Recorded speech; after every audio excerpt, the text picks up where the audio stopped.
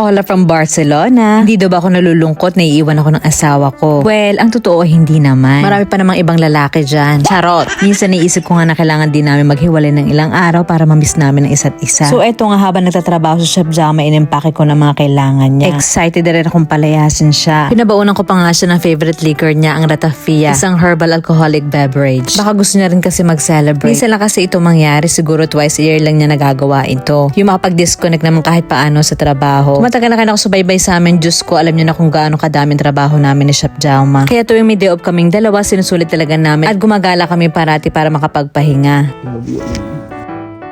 So yun nga, pinalayas ko na agad si Chef Jama after ng kanyang trabaho. 3 araw siya mawawala at ako na lang munang bahala sa mga bata. Sinundo ko sila sa school at naglaro lang kami sa playground kasama mga kaibigan nila hanggang maggabi. Tapos nag-drive-thru na lang kami sa McDonald's dahil Biyernes naman. Usually ito yung gabi kung kailan sira ang diet ng buong pamilya. Minsan pizza, burgers o pasta, kasabay ang isang pelikula sa sofa. Kinabukasan ay binisita naman ako nitong friend kong si Borja. Kung naalala nyo pa siya ang friend kong nagbigay ng 2 kuneho sa mga anak ko. At eto na nga, tuwang-tuwa siyang makita na hindi pa namin kinakain ng mga ito. Kinakain kasi dito sa Spain ng mga kuneho. Anyway, dumaan lang siya na 2 oras. At umalis na din kasi may trabaho pa siya. Gumawa nga pala siya ng bagong page sa Facebook para masubaybayan nyo rin ang simpleng pamumuhay niya sa kagubatan. Borja Galan ang name niya kung gusto nyong sundan. Pagkatapos sa kanyang bisita, dinala ko naman itong mga anak ko sa isang garden center. At namili kami ng ilang prutas at halaman na itatanim. Medyo gumaganda-ganda na kasi ngayon ang panahon. Kaya naisip kong simulan na para sa summer mag-harvest ng prutas at gulay na. Gusto ko rin matuto magtanim itong 2 anak ko para malaman din nila kung saan ang gagaling ang mga bagay-bagay. Para ipakita sa kanila na life takes time, that care matters. At para humaba din ang kanilang pasensya. Gusto ko malaman nila na ang bunga ay hindi agad nila makita kinabukasan. Ito ay dapat pinaghihirapan. Kailangan nila muna itong alagaan, maging consistent sa pagdidilig, at malaman na kapag nagtanim sila, hindi na nila kailangang gumastos sa supermarket. Dahil favorite ni Julie ang strawberries, kumuha kami ng 4 muna. Titingnan muna namin kung makaka-survive sila. Tapos kumuha rin kami ng napakaraming kamatis. Bumili rin ako ng iba't ibang tipo ng lettuce para din may makain yung mga kuneho. Naghahanap nga ako dyan ng talong pero wala akong nakita. Pero in fairness, parami ang kalamansi nila dito. 20 euros ang isa. Pero iba naman ay may bunga na. Hindi ko muna dinamihan kasi baka hindi rin magkasya sa aming sasakyan. Etong si Jana naman ay panay ang kuha ng mga bulaklak. Dahil hindi naman kamahalan, hinayaan ko na lang siyang kunin ng gusto niya. Kilig na kilig si Jana eh. At excited daw siya umuwi ng bahay at magtanim. Gusto pa nga din nila magpabili ng puno ng chairs pero di ko naman alam kung paano ko iuwi sa bahay. Kaya sabi ko sa kanila, babalikan ko na lang. Pagka uwi ng bahay, pinakain ko muna sila bago sumabak sa farming. Habang nagtatanghalian nga kami, tinatanong nila kung saan doon nagpunta kanilang papa. Hindi naman masyado lumayo sa Chef Jama. 1 hour drive lang layo niya. Nag-stay siya sa isang bungalow sa gitna ng kawalan sa taas ng bundok. Tahimik daw ang lugar. Perfect para sa mga naghahanap ng peace of mind. Hindi ko siya actually tinetext buong araw. Mag-good morning at good night lang ako para malaman ko lang kung buhay pa ba siya. Para makampante lang ako din, hinahayaan ko na. Pero feeling ko hindi niya kami matiis kaya panay pa rin ang text. Nire-replyan ko na lang ng enjoy at huwag ka na mag-alala. Kita nyo naman, sobrang nag-enjoy talaga dito ang dalawa. Malaki talaga ang tiwala namin sa isa't isa. Sa katunayan nga ako naman ang gustong palayasin ni Chef Jama pag uwi niya para makapag-me time din daw ako. Pero naisip ko, saan naman kaya safe pumunta ang mga babae mag-isa? At saka parang nagigilty din ako. Pero sa bagay, malalaki na din naman ang mga anak namin. At mapagkakatawalaan naman ang asawa ko. Pero pag-iisipan ko pa kung saan ako pupunta. Ang sarap sa pakiramdam kapag ganito, yung nagkakaunawaan kayo ng asawa mo. You give and take lang kayong dalawa. Kasi tao lang din naman tayo. Lahat may bigat na daladala na hindi nakikita ng iba. Minsan talaga kailangan natin ng quiet space para mag-reset. Yung ikaw lang talaga kasi maraming positive effects ito sa pag-iisip natin. Anyway, pagkatapos magtanim, ganahan naman ako maglinis ng buong bakuran. Hanggang ngayon kasi may mga boxes pa rin kami dito na kailangan buksan. So, sobrang busy namin, hindi namin talaga matapos-tapos ang pag-aayos ng mga gamit simula nung lumipat kami. At nagmadali na din ako kasi munti ko na makakalimutan na may pajama/birthday party pala itong panganay ko sa bahay ng best friend niya. At to my surprise, bigla naman dumating ang biyenan ko sa bahay para imbitahan ng bunso kong si Jana na matulog sa bahay niya. Kaya ang ending eto, may me time din ako. O, diba? Wala sa plano pero eto na ako ngayon, nakaupo sa sofa at nanonood ng isang pelikula. So hanggang dito na lang muna ang vlog ko. Iiwan ko muna kayo kasi tonight mapupuwi talaga ako. Hanggang sa susunod. Adios!